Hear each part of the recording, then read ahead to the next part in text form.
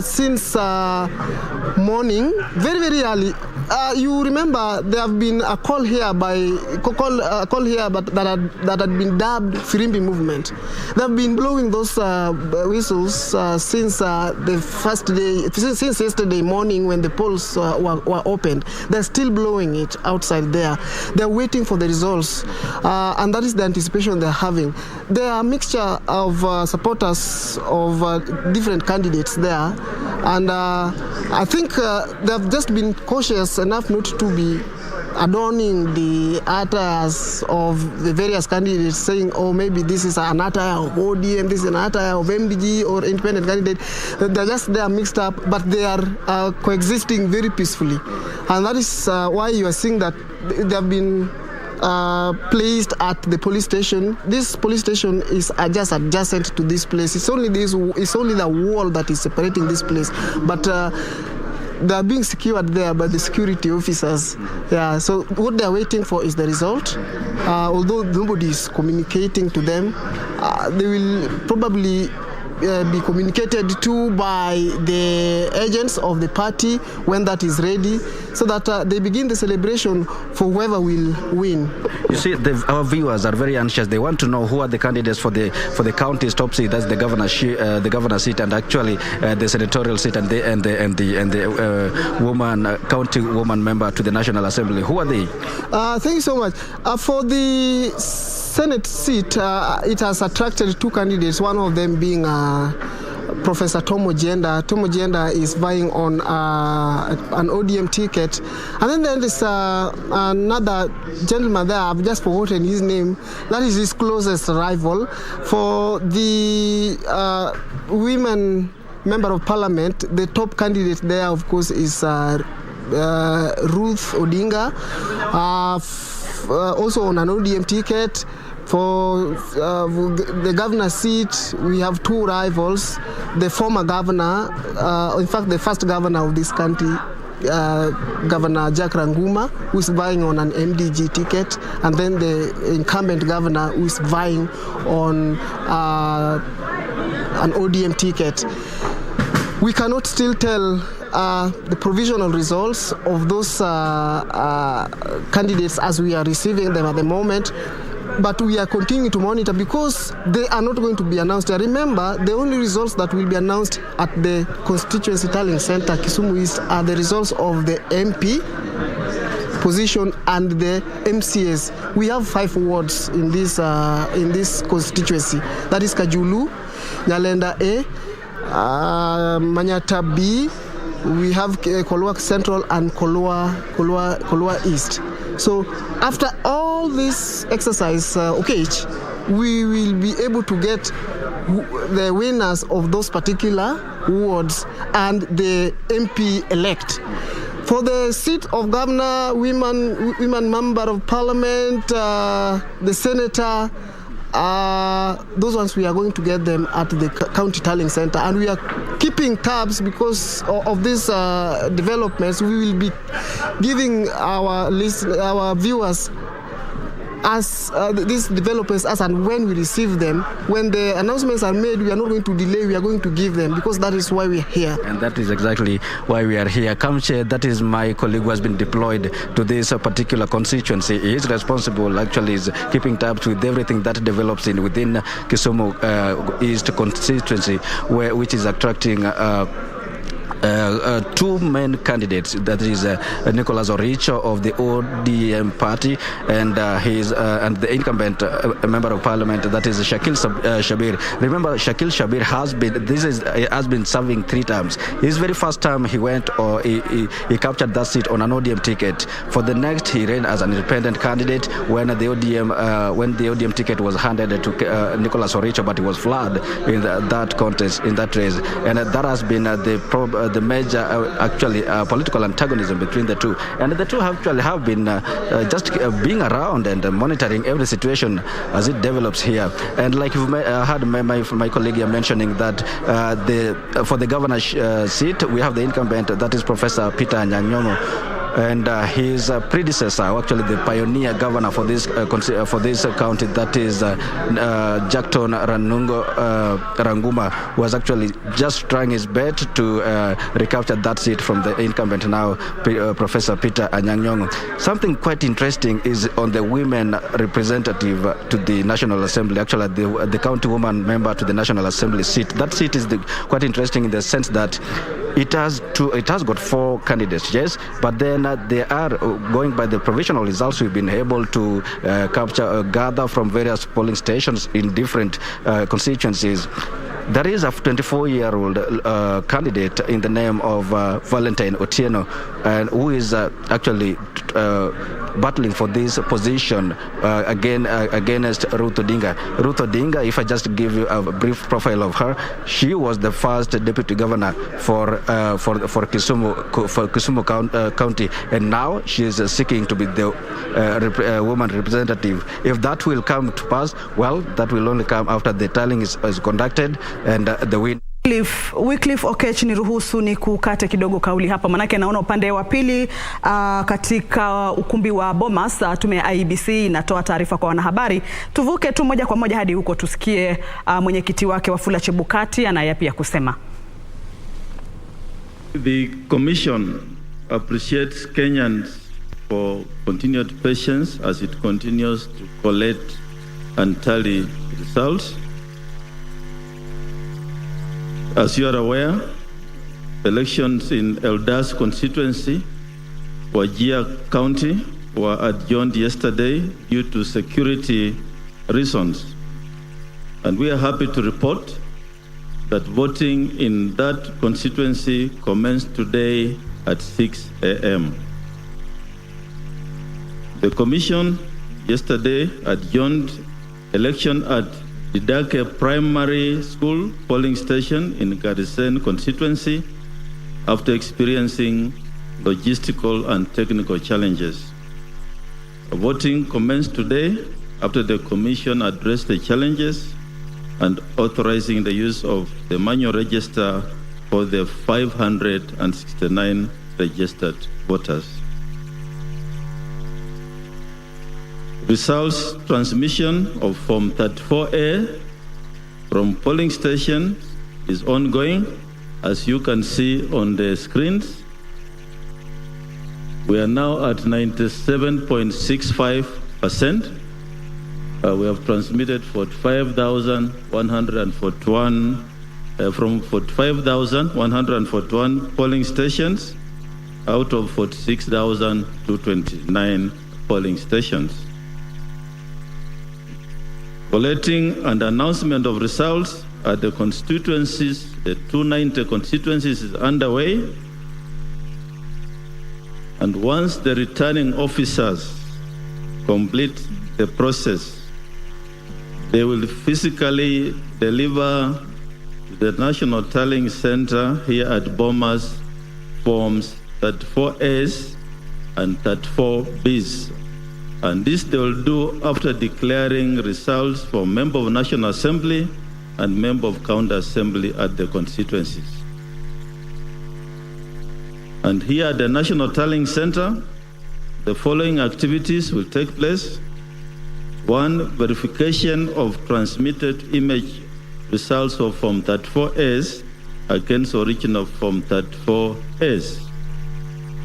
2, verification of constituencies Form 34Bs against their respective Form 34As. 3, collation of Form 34C and confirmation of constitutional threshold of 50% plus 1 vote and 25% of majority of counties of the candidates, declaration of presidential results, and issuance of certificate to the president-elect. So those are the activities that are lined up here at the National Tallying Center.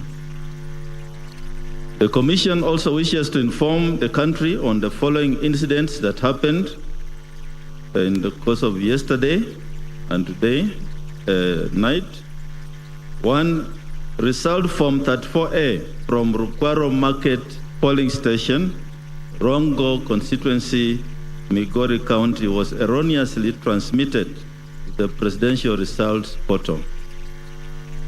The Commission will await for the original Form 34A from the returning officer, validate it with the presidential agent, and thereafter replace the said image in the portal once that validation is completed.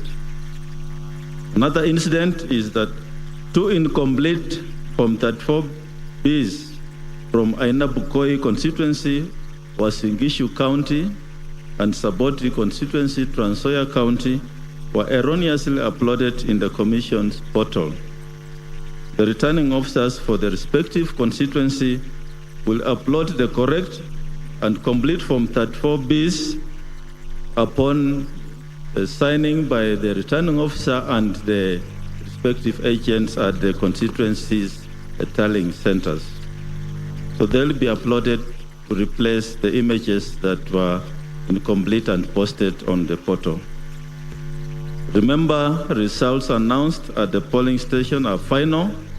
Results in the portal are final. The public portal results are the same results that the Commission will rely on when we are doing the tallying in the National Tallying Center. In conclusion, the law requires that the Commission undertakes verification of presidential election results and declare the president-elect within 7 days after the close of the polls. However, the Commission shall endeavor to conclude this exercise at the earliest time possible. I want to end by thanking all the Kenyans for the patience they have exercised as we undertake this important exercise. God bless you and God bless Kenya. Thank you. That's our press this afternoon. If you have any questions, you may field them. If there are no questions, we shall be here perhaps before evening to give you the progress of the exercise.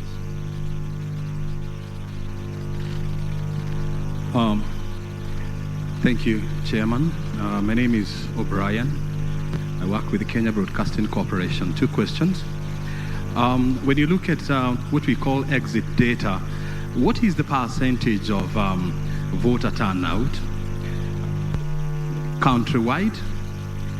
Question number 2, I'm sure you're on social media and you know what is happening. There's a lot of information in regard to the numbers being thrown around, and some candidates have started using that information to concede or to proclaim victory. This is somehow setting stage for some people to be disappointed and for others to start celebration. What is your message to the people who are using such statistics to make decisions? Yeah, we can deal with that. The voter turnout is based on the verification of the KIMS kits which were functional during the process of voting. Remember, we have areas that the Commission allowed use of the manual register, and then we shall not be able to give you the exact voter turnout until the data is transmitted in the result forms, and then we compute the final voter turnout. But from the kits that transmitted, the voter turnout is 65.4%. This figure will go higher once we compute the verification of the turnout in areas that did manual voting. So that figure then will obviously go up. Social media, the mainstream media, observers and other individuals interested in this process are getting details from the public portal. The public portal has the Form 34As, which are the same forms that are also shared with the Commission at our back end. And so these are the results. There are no other results. These are final results.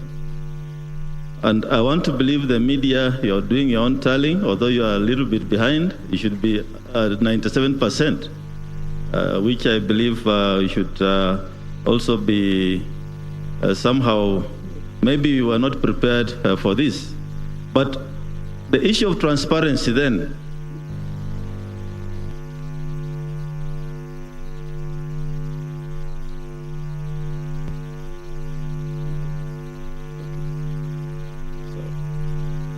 yes, I've just been given figures here.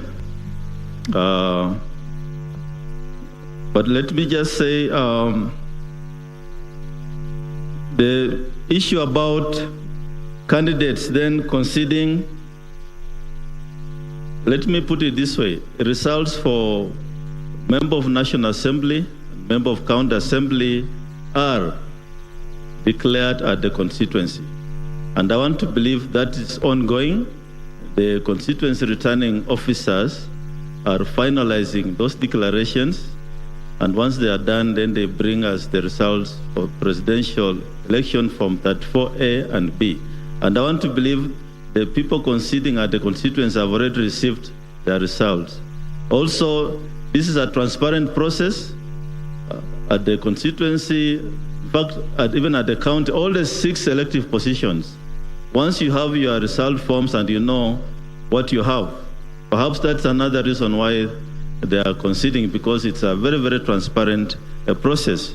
So I believe it's about transparency and those candidates then being able to accept the results. If you know your results, you have the forms, your agents have given you the result forms, what would you be waiting for? And I think that's why the issue of conceding is coming in. So we would like to encourage, as a commission, we encourage those agents, please share the results with your candidates. You have received them, you have signed them, you are there at the polling station. And if you have lost the election, concede. I believe that is the way to go. Thank you. Another question? Yeah, it's still on the same, follow-up. What would you say about then the presidential numbers that people are using to say ABCD is ahead of DE, for example? Which numbers? You're talking about which numbers? What I'm asking is,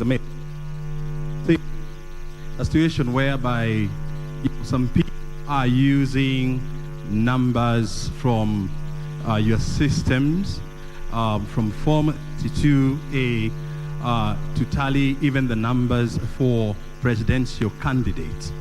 What is your message and what is your view on this? As a commission, we have been very clear. We are saying this is a transparent process. Anybody can log in on the public portal. We have made it available to presidential agents, candidates, the media.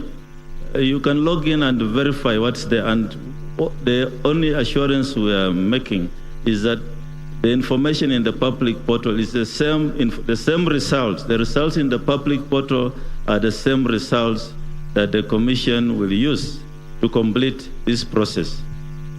And that's why we have informed you today, this afternoon, that even we're changing one single form is very, very critical, and that's why the form that was changed, or rather uploaded, the wrong form that was uploaded will have to be corrected in the presence of the agents of presidential candidates.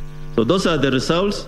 You can interact with them, but please don't declare anybody a winner. It's our work to declare the winner, the winning candidate.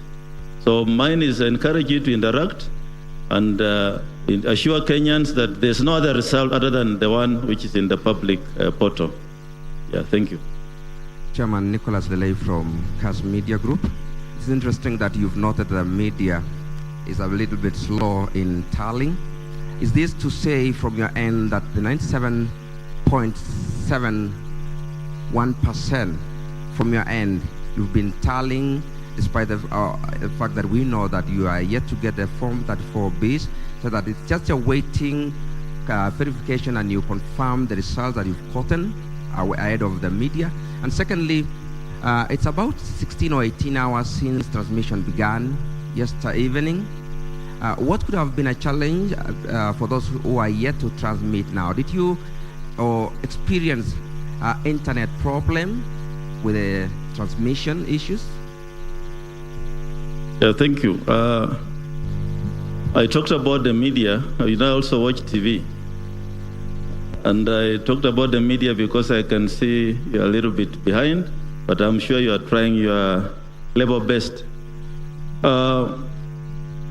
The Commission has gazetted the results transmission path in line with the law and the Supreme Court decision of 2017. And the law requires us to compare the images of Form 34A against the original Form 34As. And so we are not doing any tallying now until we start receiving the original Form 34As from our returning officers and the 34Bs.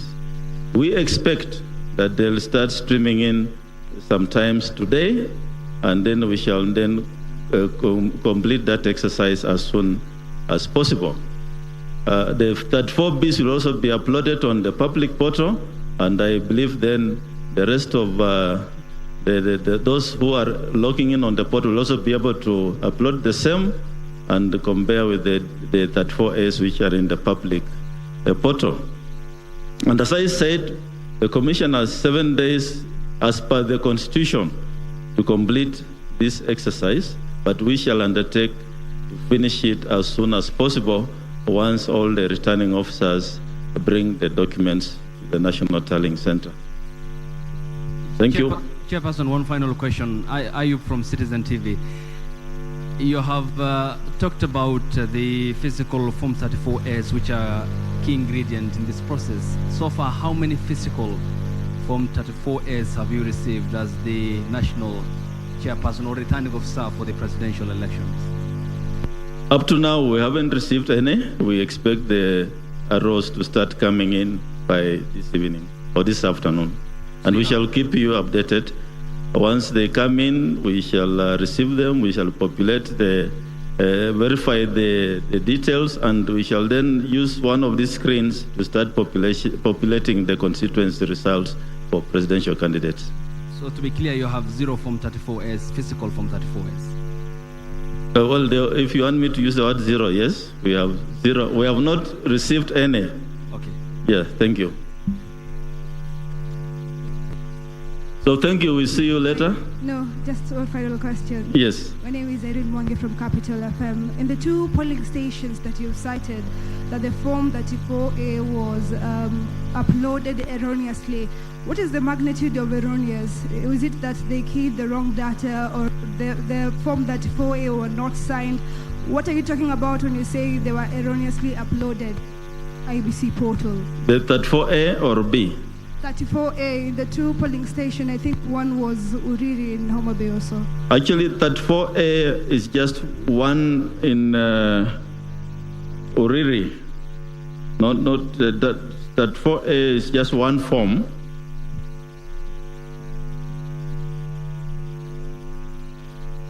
Yeah, what was uploaded was 35A instead of 34A. And this was done by the presiding officer in a polling station known as Rakwaro Market Polling Station, Rongo Constituency, Migori County. The instructions to the presiding officers is to start counting the presidential ballot papers first, fill Form 34A, scan it using the KIMS kit and transmit.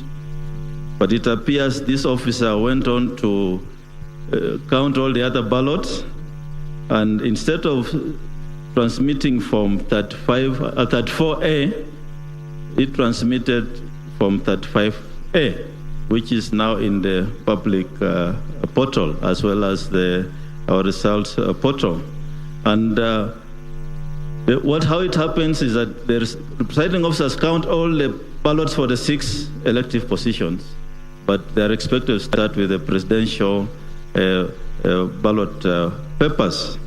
And of course, having done that, all these result forms have the same QR code in that particular polling station. And we understand then he proceeded to scan and send that 5A instead of that 4A.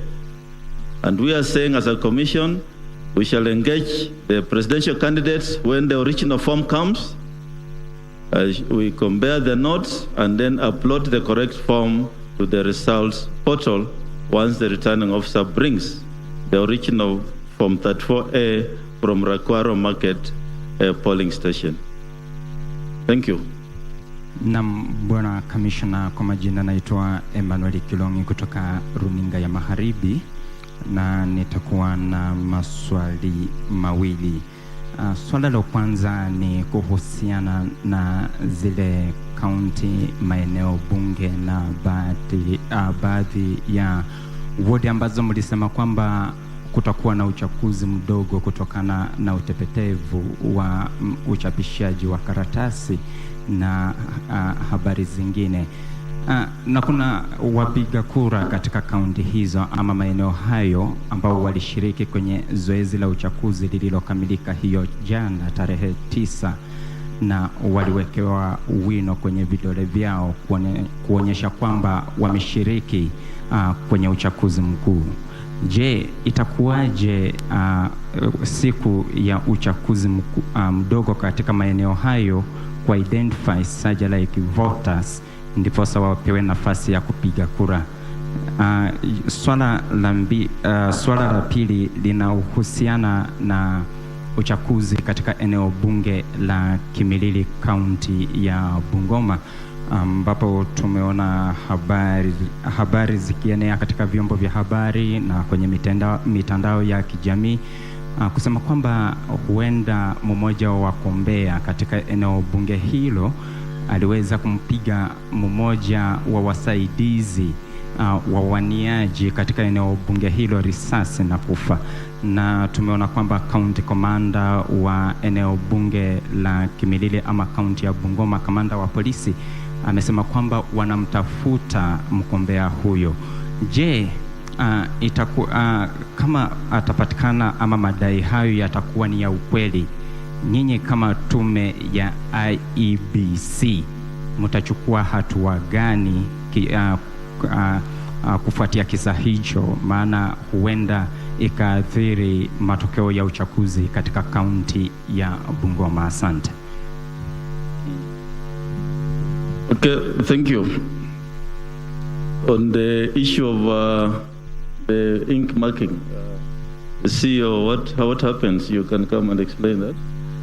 I believe the ink is marked specific parts of the body, and in that eventuality then another part of the fingers will be chosen for that purpose. But I think the CEO can give some explanation on that. The issue of Kimilili, I've also just read in the media that there was an incident yesterday. The polling had finished. The counting will go on. The results will be announced, and the winners will be declared. Matters of murder cases is a criminal matter. That's a matter for the police, and I believe the law will take its course. The commission will, of course, does not deal with those kind of cases, and the officers who are on the ground will obviously be witnesses. And as far as the law goes, until that time an individual is convicted, then the commission will not be able to come in the criminal investigation. So we believe that justice will be done to those who are involved in that incident. Yeah, thank you. Marjan.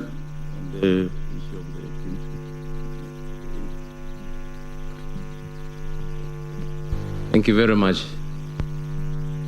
First of all, we would like to say that in identification, the default method is still going to use the KIMS kit to identify voters for those specific violations biometrically, use of alphanumeric, and also in the event that we don't have backups, we'll still go to the physical register.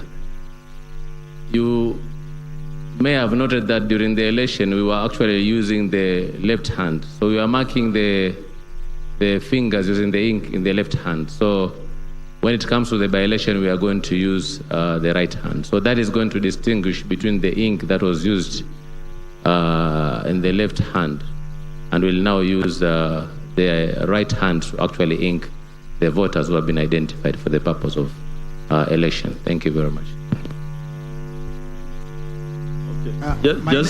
Just for clarity, I was given the figure of 64.6% voter turnout represents 14,164,561 voters. 64.6% represents 14,164,561 voters. And of course, this figure will go up once we get the data of those who voted manually. Thank you. Yeah, my name is Leonard Wamalo from West TV, and my question is basing on that, where we are at 97.77%. Now, from a layman's perspective, people outside there, when we see we are there, it means the results are here. So where are we? If you can tell us the part that is remaining, is the journey shorter or longer? Are we expecting any declaration today, or what time are we expecting at that percentage? Thank you. Are we together?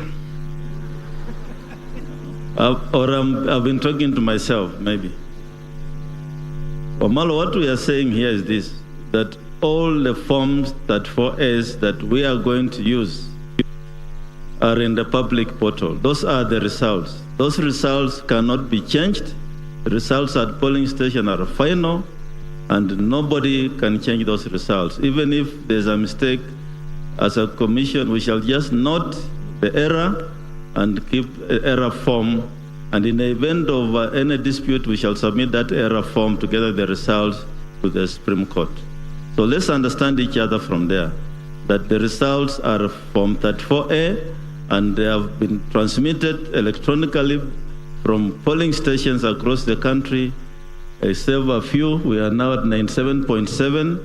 There's, what's the difference? 2.27 still out there, and these are areas like Fafi and other areas where there are issues of network challenges, and we expect that hopefully, and also Elders where the voting is ongoing, as per the remarks which we made this afternoon. So those are the results, but there is a process as to how then to get to the final declaration. And that process is what I've explained, that the images are here. We are going to get the original 34As and compare them against the image in the presence of presidential agents. Some of them, I see them in the room. And that we have to do because it's a legal requirement.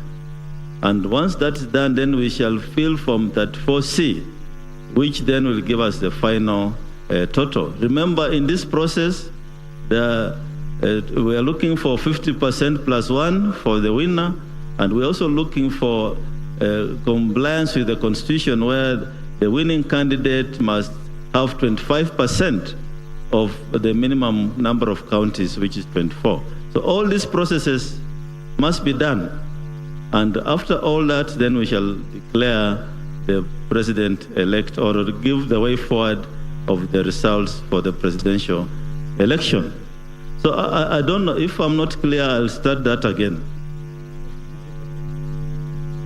But I believe that's the process. Please acquaint yourself with the process, because the issue of saying that we should declare results today, that will not happen today. We have 7 days to do that, but as a national returning officer, I'm assuring you that we shall do everything possible to have this process concluded at the earliest possible time. Chairman, my name is Samuel Owino from Daily Nation. I just need a clarification from the Commission on why Form 34B from Moyale has been an incomplete form, 34B from Moyale, has been uploaded at the Commission's portal. I've not heard you addressing it. I don't know whether it has been brought to your attention. It not yet brought to my attention, but I'll pick it up in our next presser. Okay, thank you. Yeah, thanks. Thank you, Chairman. My name is Giverson Maina from K24 TV. I have question number one is, will you start to stream the results once you begin the process of verification? Or maybe you wait and announce the final tally? Number two is, what can you say about maybe what is the success rate of this particular process as far as presidential polling polls is concerned? How do you rate, the IBC in the whole process? And three, what is that challenge that you think is the biggest challenge so far you've faced since you began this process? Thank you. Okay, there's one of these screens will be used to populate the results for each constituency and results garnered by each candidate in each constituency. And another screen will also populate results per the counties, so that we are able to achieve then what is expected of us in terms of results process. So yes, immediately the teams verify the Form 34As and also look at Form 34Bs. Then remember 34Bs are a collection of 34As in the constituency. Once we have the results, then we shall populate constituency by constituency until we do all the 290 constituencies plus diaspora results. And they'll appear on this screen, and we shall announce each result as soon as the process is finished by the teams which are down here. So yes, we shall populate it. Immediately they come one by one and announce to the country one by one as they come in. Success rate, I think we answered that one when we finish this process. But so far at the polling, I just want to say polling went on smoothly. The areas where there was manual voting, it's provided for in law. And I want to believe that the issue of scoring the success rate, we can do it all together when we finish this process. Thank you. Asante. Mwenyekiti, mimi naitwa Goodluck Paul kutoka Azam TV Dar es Salaam, Tanzania. Jana ulitoa kauli ya matumaini kwamba IEBC mnakusudia zoezi hili zima liishe mapema iwezekanavyo. Kutokana na changamoto zote hizi ambazo zimetajwa, tathmini yenu mpaka sasa hivi ni ipi? Bado tuendelee kuwa na matumaini hayo, au kuna kitu ambacho mnaona pengine kinaweza ikasababisha zoezi hili pengine kuchukua muda zaidi ya ule ambao ulitarajiwa? Asante. Is that the last question? Yeah.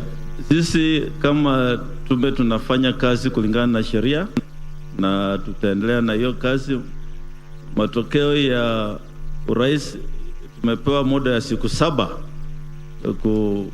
kuangalia kuwa hiyo matokeo itolewe, na tutajitahidi kumaliza hiyo kazi mapema iwezekanavyo. Asante sana.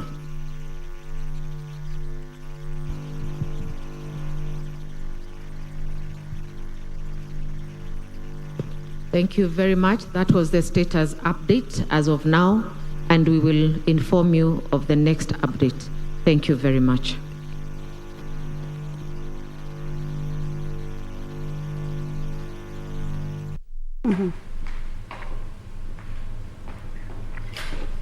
Na mtazamaji, taarifa yake hiyo mwenyekiti wa IEBC Wafula Chebukati akiwajuza wananchi ama Wakenya kwa jumla jinsi hatua yote ya uchaguzi inavyoendelea kwa sasa. Kuhusu idadi ya wale waliojitokeza, amesema anaweza kuelezea tu ile idadi ya wale walioweza kutambulika kwa ile KIMS-KIT, akisema ni 65.4. Kumbuka kuna maeneo tofauti ambayo yalikumbwa na hali ya utata ama hitilafu ya vile vifaa na wakaamua kutumia ile sajili iliyochapishwa. Kwa hivyo idadi ya hao bado hatuko nayo, lakini Wafula Chebukati amesema kwamba atakuwa anaeleza Wakenya. Kufikia sasa ni 65.4 ambazo ambao idadi ya wale walioweza kupiga kura kutumia kifaa cha KIMS-KIT. Vile vile Wafula Chebukati ametuarifu kuhusu upigaji kura ambao unaendelea katika kaunti ya Wajir, eneo bunge la Eldas, ambao upiga kura huo ulihairishwa hapo jana baada ya kutokea kile kisa cha ukosefu wa usalama, lakini anasema kwa sasa upigaji kura unaendelea kufuatia matokeo ambayo yamekuwa yakipeperushwa kwa njia ya mtandao. 97.6 ya zile form 34A ambazo zina majibu mbalimbali ya kiongozi ama kiti cha urais, zile picha ambazo zimetumwa kwa njia ya mtandao 97.65 tayari zimeshafika, akisema 2.7 ndio bado hazijafika, lakini haya ni maeneo yale ambayo yamekuwa na utata ama yanajulikana kuwa na utata wa mitandao. Kwa hivyo ni 2.7 tu ambayo bado haijafika zile picha, lakini ameatuarifu kwamba pia bado ile physical, zile karatasi kupelekwa pale na wale returning officers bado hazijapelekwa. Hakuna hata moja ambayo imepelekwa. Kwa hivyo picha hizi ama matokeo haya ni yale ni kwa zile picha ambazo zimeweza kutumwa kwenye mitandao ama kupitia mtandao. Ametaja kuna visa kadhaa katika kaunti ya Rongo, vile vile kaunti ya Uasin Gishu, kaunti ya Trans Nzoia, akisema kuna utata fulani uliopatikana pale katika form 34A na vile form 34B. Kwa hivyo watahitajika, wasimamizi wa uchaguzi watahitajika kutuma tena zile fomu. Kuna masuala maibuka pale kuhusiana na ni lini Chebukati ataweza kutangaza rasmi matokeo haya, lakini amesema kwamba hatua iliyopo si rahisi ama si haraka hivyo sana, manake bado watahitajika kuthibitisha zile form 34A ambazo zimetumwa kwa picha na zile ambazo zitapelekwa ama tuseme kama ni karatasi kama hivi itakayopelekwa pale rasmi, watahitajika kuzithibitisha kama zinaambatana ama kama zinaoana, kisha ndio waanze sasa kuhesabu, alafu kisha ndio atatoa majibu. Lakini amesema huenda ikawa si leo ama haitakuwa leo, lakini wako na muda wa siku 7, na anasema kwamba atajaribu kuharakisha angalau waweze kutoa majibu hayo kwa muda ufaao ama haraka iwezekanavyo kulingana na vile Wakenya wanavyotarajia. Studioni sipo peke yangu na mwenzangu Harith Salim. Vile vile niruhusu kwa sasa nikutambulishe wageni wetu ambao wamefika, watatusaidia kuchanganua jinsi idadi ya wapiga kura walivyojitokeza, jinsi maeneo mbalimbali yanavyofanya, jinsi wawaniaji wa viti mbalimbali, ima ni urais, ima ni ugavana, ima ni useneta, walivyofanya, na zile idadi ambazo zinaonekana kwa sasa. Miaka ya nyuma ilikuwaje? Mwaka 2017, mwaka 2013, mwaka 2022, na matarajio yalikuwa ni yapi? Na je, matarajio ndio yanaonekana ama kumekuwa na tofauti? Upande wangu ni naye John Swaka ambaye ni wakili na vile vile ni mchanganuzi wa masuala ya siasa, naye mwenzangu Harith Salim upande wake kule anaye Gilbert Awino ambaye ni mtaalamu wa masuala ya mawasiliano. Harith, naam, sijui kutokana na taarifa yake Wafula Chebukati ni yapi ambayo unaweza kutujulisha zaidi? Pengine kuna lolote ambalo nimeliacha nje kabla tuwa jumuishe wageni wetu hii leo. Naam, kwanza nitasema kwamba hii kazi sio mchezo. Manake amekwambia kazi ni ngumu. Si leo wala si kesho, lakini watajaribu angalau zile siku 7 pale katikati wao wameshamkamilisha. Naam, ndio hivyo. Kazi sio mchezo, kwa hiyo tusubirini. Mwenyewe anasema kawia ufike, ingawaje wa Kenya pia wao wenyewe wanasema wanataka wamalize wende zao, lakini watu wawe na subra ili kitakachopatikana kipatikane kwa njia inayostahiki. Na katika alichokizungumzia moja wapo ni kitu ambacho kinatukumba sisi, ambacho huenda iwapo hatakuwa makini basi shughuli tunaweza kuichafua, kwa sababu kila mtu kupitia mitandao ya kijamii. Manake kumekuwa na uhuru fulani katika mitandao ya kijamii, lakini tatizo ni kwamba watu wanavuka mipaka katika ile mitandao ya kijamii. Kila mtu anatoa idadi yake, anatoa nambari yake, anatoa mshindi wake, na nafikiri amelikokoteza na kusisitiza kwamba Wakenya kile ambacho wanafaa kufuatilia ni matangazo rasmi rasmi ya tume ya IEBC. Kwa hiyo matangazo mengine ambayo unaona katika mitandao ya kijamii, achana nayo. Shughulika na IEBC upate matokeo rasmi. Kwa hiyo mimi pia nakuunga katika kuwakaribisha wageni studio hii leo, na bila shaka kuna mengi ambayo tunataka kuzungumzia, hususan ukiangalia yale ambayo yamekuwa yakizungumziwa. Shughuli inaendelea kukamilika kama alivyosema Wafula Chebukati ambaye ni mwenyekiti wa IEBC. Anasema tayari vituo 45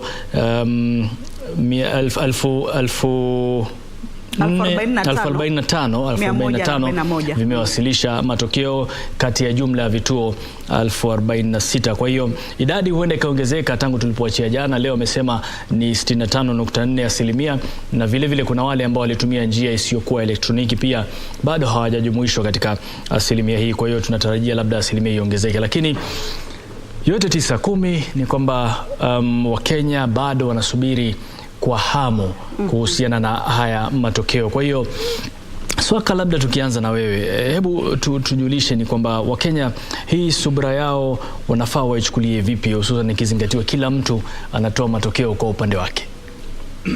Asante sana. Ningependa kueleza Wakenya wote kwamba tume ya uchaguzi, tume huru ya uchaguzi na mipaka ndio ambayo itatoa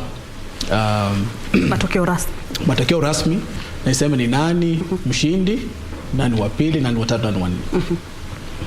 Hivi sasa kura hii ya mhula huu ama wakati huu kidogo kuna wazi kwa ajili zile form 34A ambazo zilileta utata sana hapo awali mwaka 2017 mwaka 2013, maana fomu hizo zilikuwa zije ndio zitangaziwe pale Bomas.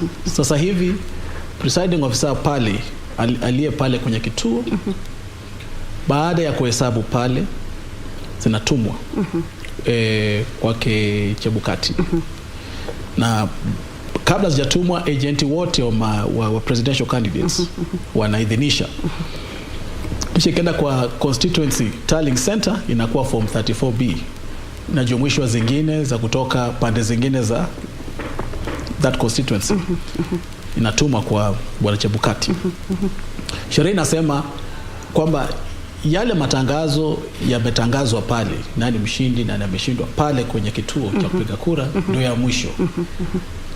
Bwana Chebukati ama yeyote yule hana nguvu, hana mamlaka kisheria kubadilisha, hata ikiwa itabainika kwamba ilikuwa kidogo, kulikuwa na itilafu, kulikuwa na udanganyifu ama uongo.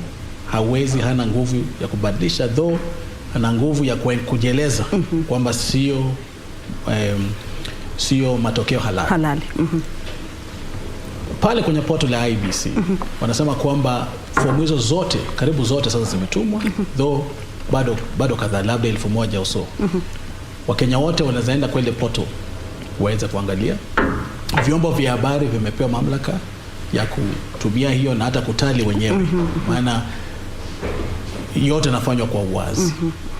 Kisha nasema kwamba bado kuna zingine ziko njiani, kwa maana kuna vituo kadhaa wa kadhaa zitumia manual register. Kawa kidogo kawa na kule ile hali ya kuchelewa kuanza hata kupiga kura, muda wa kuanza ndio alichelewa na kwanza kuhesabu. Na pia hizo ziko njiani. Jana kulikuwa na vituo kadhaa kulikuwa na utovu wa usalama. Sasa leo wakapiga kura leo. Kwa hivyo ile jambo anahimiza ni kwamba wingi wa form 34 zimetumwa, wanajumuisha physical copies, ndo bado ziko njiani. Lazima zije kisheria, lazima zifike. Hawezi akatangaza chochote hadi zifike, watazame zile security features, walainishe pamoja na ile document ilitumwa na idadi ya kura.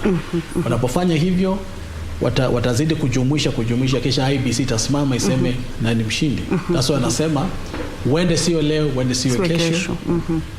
Sheria inamkubalia kati ya kupiga kura na utangazaji wa mshindi iwe ni siku 7. Haifai na iweze kapita siku ya 7. Kupita siku ya 7 tunasema it's a constitutional crisis. Anaweza tangaza siku ya 7 yenyewe? Anaweza tangaza siku ya 7 yenyewe, mradi sipite siku ya 7. Yote ambayo anatangazwa baada ya siku ya 7 iko nje ya sheria. Iko nje ya sheria. Kwa hivyo Chebukati pale alipo anatarajia apate form ipi na ipi, form 34A kutoka kwa polling stations na form 34B kutoka kwa constituency level. Na tukiangalia hii idadi ambayo ama tukisalia hapo kwa form kwa hizo form, je, umetaja kuhusu kwamba lazima ikuwe na inaambatana na zile security features. Kuna uwezekano kwamba hizi security features kuna mwenye anaweza kuhitilafiana nazo? Tunaishi siku za watu wajanja. Mara mingi umesikia hackers wa computer, hata wa mabenki, wa Safaricom, pesa watu wako. So much kwamba japokuwa kuna hizo security features, lazima ni la msingi kabisa Chebukati mwenyewe hakikisha kwamba kweli hizo fomu zimekuja, ziko na hizo features, hivi kwamba sio fomu kushi. Kidogo amesema kuna form 35 ilitumwa na nini, hiyo ni ya member of parliament. Lakini ya rais form 34A, form 34B zitumwe kwake, kifika kwake inakuwa form 34C, anajumuisha kwa form 34C.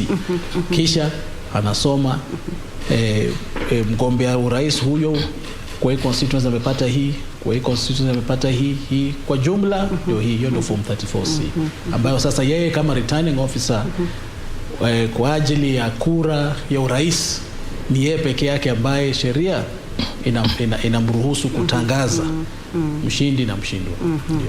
Na Gilbert, pengine ni kuhusishe kwenye hili swala la idadi ya wale waliojitokeza kupiga kura. Kwa sasa tunaambiwa ni 65.4, lakini ni ile ya vifaa vya Kimskit. Tunasubiri wale walioruhusiwa kuweza kujitambulisha kwa kutumia ile sajili ya kuchapisha. Unaonaje hii idadi? Unaona ni ya chini kulingana na matarajio? Na je, unaona tukiongezea ile idadi ambayo iliweza kutambuliwa kwa kutumia sajili ya kuchapishwa tunaweza fika 70 pengine, ama ni wachache sana kiasi cha kwamba pengine hii 65 inaweza ongezeka tu kwa kidogo na tusiweze kufika kwa 70? Naona kuna uwezekano wa hiyo idadi kuongezeka kwa sababu jana matangazo ambayo alitupa jana ni kwamba tulikuwa na karibu 56. Siku moja baadaye imeongezeka na karibu 10%. Na ukiangalia asilimia ya taslimu ambayo tayari tunaona kwenye screen pale, tunaona kuna kazi kubwa sana ambayo haijafanywa. Na kulingana na namna ambavyo pia wao wenyewe wanatuarifu, mimi naona kulingana na namna ambavyo ilikuwa imetabiriwa, hii idadi inaweza ikafikia 70 na naam. Lakini ukiangalia labda katika hawa watu waliojitokeza ni kwamba watu wamekuwa wakisema kwamba uchaguzi umekuwa tofauti kidogo. Watu tuseme nusu ya nchi haikwenda kupiga kura. Kwa hiyo ikifika 70 itakuwa kidogo imejaribu, lakini mbali na hayo nataka kujua haya mambo ya mitandao ya kijamii, kwa sababu tangu asubuhi, kwa sababu jana usiku matokeo yalianza, tangu asubuhi yakaendelea, watu wameanza kusherehekea. Je, ni mapema mno kufanya hivyo? Kwa sababu wengine wanasema maadamu IBC kwenye tovuti yake imetuwezesha kutizama matokeo na vitu kama hivyo, tayari wamefanya mahesabu yao, wameshaanza kusherehekea, wengine mpaka wameweka matokeo rasmi kivyao. Kwa hiyo ni mapema mno ama kuna uhalisi?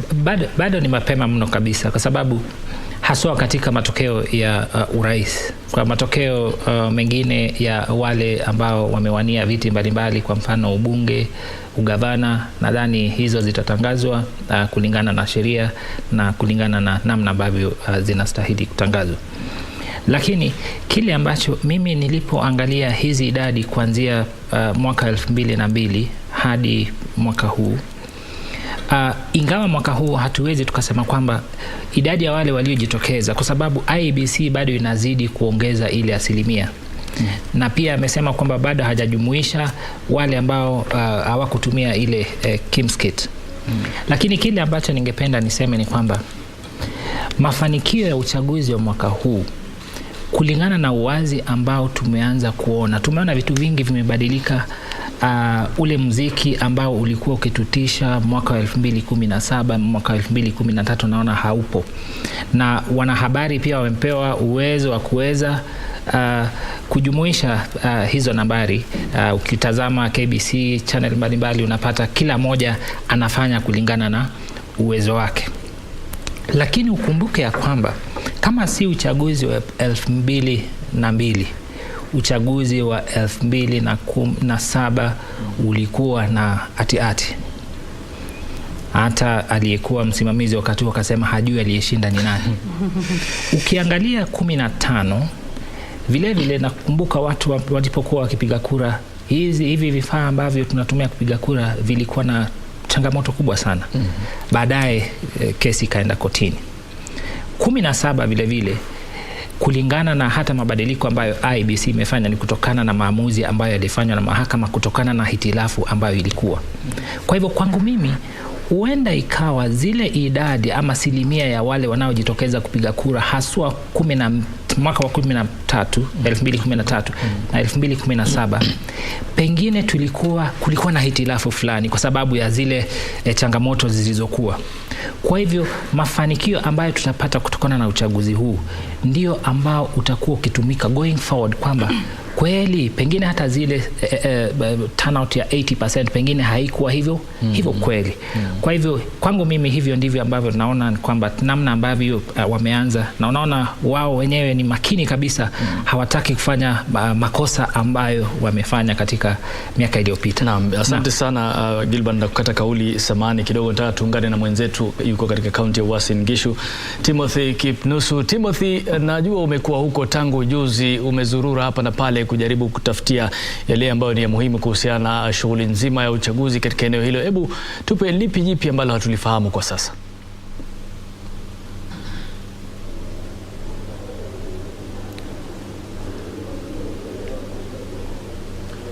Asante sana mwenzangu Harith Salem pamoja na Kamcha Menza na wageni hapo kwenye studio zetu kwenye shirika la utangazaji nchini KBC jijini Nairobi. Kama ulivyodokeza na kujia moja kwa moja kutoka kwenye gatuzi la Uasin Gishu, gatuzi nambari 027, gatuzi ambalo bila shaka vile macho yote yatakuwa yanaangaziwa zaidi, kizingatiwa kwamba hapa ni nyumbani kwa mmoja mgombea wa urais kupitia muungano wa Kenya Kwanza na vile naibu wa rais Dr. William Ruto. Na hapa nilipo ni kituo cha kujumulisha kura katika eneo bunge la Tarbo, shule ya upili ya Uasin Gishu, na kituo hiki ni kituo ambacho kinajumuisha kura kutoka eneo bunge la Tarbo kwa wapiga kura ambao wamesajiliwa na Tume Huru ya Uchaguzi na Mipaka nchini IEBC wapatao 120,208.